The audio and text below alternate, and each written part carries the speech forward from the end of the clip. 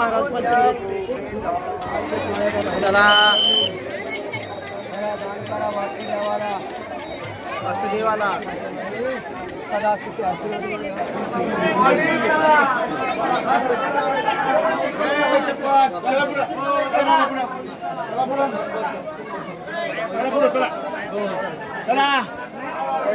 अशी मान्यता आहे की ह्या घोड्यावरती माऊली रोज सकाळी स्वार होतात आणि हेच घोडी जेव्हा हीच पालखी जेव्हा पुढे इथून पुढे जेजुरीहून नातेपतीला जाते. तुमचं पुन्हा एकदा स्वागत आहे आपल्या नवीन व्हिडिओमध्ये. आता आपण आलो आहोत सासवडमध्ये श्री संत ज्ञानेश्वर महाराज पालखी इथं आज मुक्कामास आहे. रविवार दिनांक 12.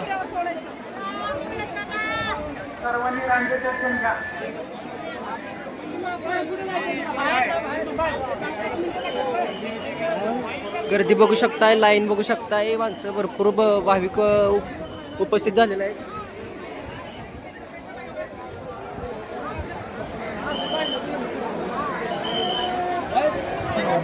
सासवडच्या पुण्यनगरीत संत श्री ज्ञानेश्वर महाराजांचा पालखी इथे थांबलेली आहे.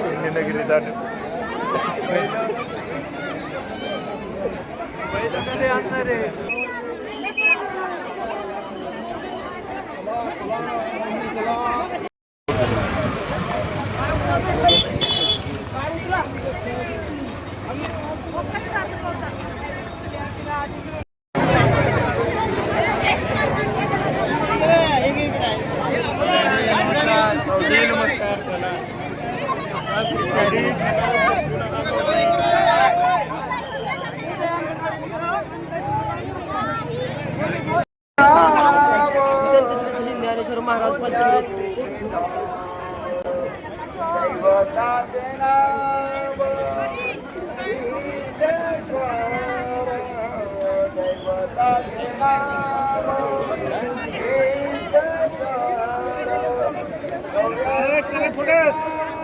चला चला चला गे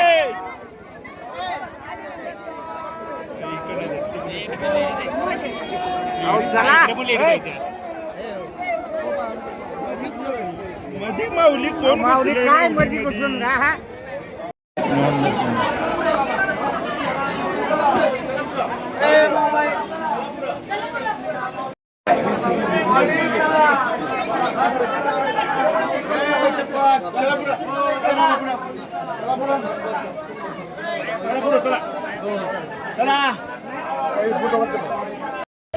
ज्ञानेश्वर माऊलींचा पालखी तळ बघा. वारकरी माऊली कशा खेळतात, इकडे पण चालल्यात दंगा मस्ती.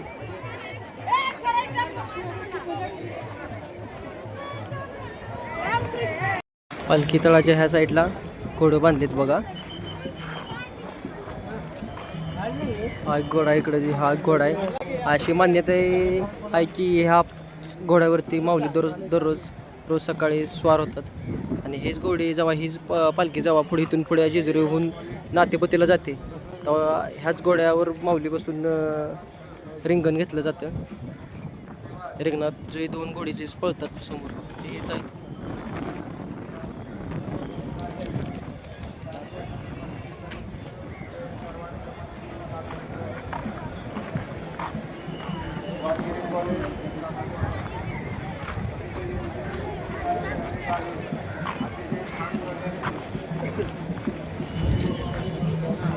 झालं का आता काय राहील.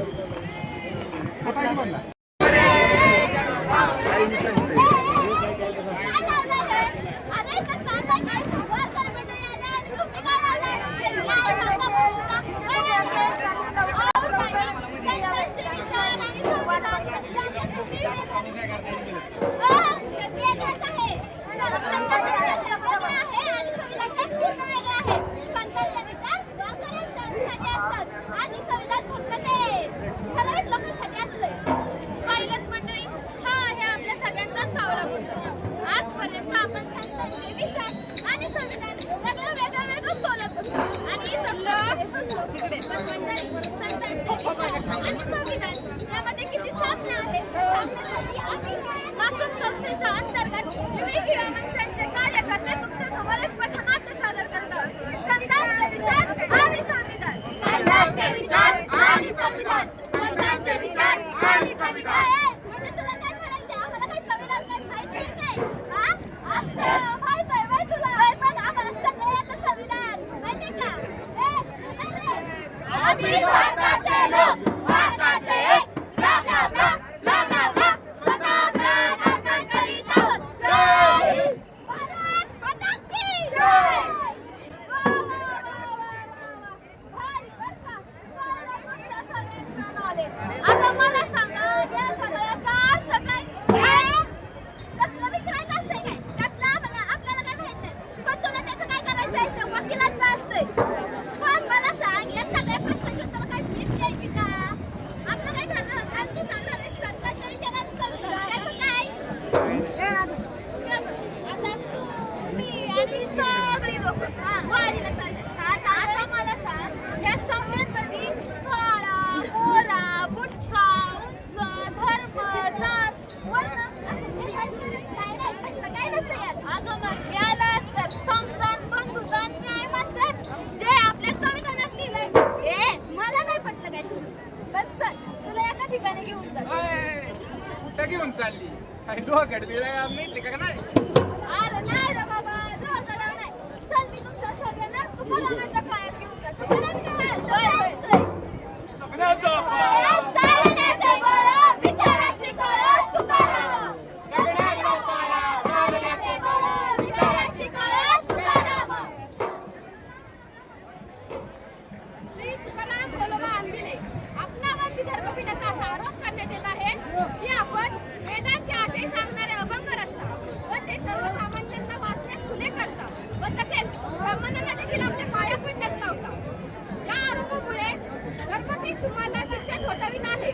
तत्पूर्वी धर्मपीठ तुम्हाला तुमची बाजू मांडण्याची एक संधी देत आहे. धर्मपीठाला माझी अशी विनंती आहे की यापुढे मी जे काही बोलीन ती माझी शिक्षा कमी व्हावी यासाठी नाही. माझ्यावरती असा आरोप केला गेला आहे की मी वेदांचे आशय सांगणारे अभंग रचतो आणि सर्वसामान्यांना वाचायला ते खुले करतो. आणि माझ्या लेखी तरी हा काही गुन्हा नाही, कारण इथं प्रत्येकाला ज्ञान घेण्याचा अधिकार आहे. ब्राह्मण, क्षत्रिय, शूद्र, चांडाळाही आहे अधिकार. पाळणारी नर अधिकृणी वेश्याही सगळ्यांशी आहे येथे अधिकार. आणि राहिलाच प्रश्न पाया पडण्याचा, तर वारकरी संप्रदायामध्ये सर्वच एकमेकांच्या पाया पडतात. समोरच्या मध्ये आपल्या पांडुरंगाला बघतात. तर त्या ईश्वरानंच आपल्यात कधी भेट केला नाही, तर भेट करणारे तुम्ही आणि आम्ही कोण? मंडळी, 450 वर्षांपूर्वी संत तुकाराम महाराजांनी आपल्या स्वातंत्र्याचा, शिक्षणाचा अधिकार दिला, हक्क समजून सांगितला. तसं संत तुकाराम महाराजांसोबत संत जनाबाई देखील होत्या. आज सुद्धा मुलींना शिकण्याचा अधिकार बसत नाही. पण त्या काळी संत जनाबाईंनी डोहीचा पदर आल्या खांद्यावरी, भरल्या बाजारी जाईल हाती घेऊन टाळं खांद्यावरी म्हणा, आता मग म्हणा कोणी करी. या अभंगातून अभिव्यक्ती हक्क दिसून येतो आणि तेच तर आता आपल्या स्वातंत्र्याचं आहे. मंडळी, माझी मासिक पाळी अजूनही पारतंत्र्यातच आहे. मला मासिक पाळी आल्यानंतर मी कुठे जायचे, काय करायचे, काय खायचे हे सुद्धा अजूनही समाजच ठरवतो. 16व्या शतकात संत सोयराबाई म्हणाल्या, देहीचे विटाळ मन दिसकळ आत्मतो निर्मळ शूद्रबद्ध, देहीचे विटाळ देह जन्मला जवळ झाला तो कमल कर्म. अशा म्हणणाऱ्या 16व्या शतकातील संत सोयराबाई आणि 21व्या शतकातील आपण कुठे? एवढेच नाही बरं का मंडळी, 16व्या शतकातील संत सोयराबाईंनी मानवाला हक्क निर्माण करून दिला व त्याचसोबत संत परंपरेतून संविधानाचा गाभाही समजून सांगितला. परंतु आजही आपण काय करतो? संविधानाला जात व धर्मांमध्येच करतो.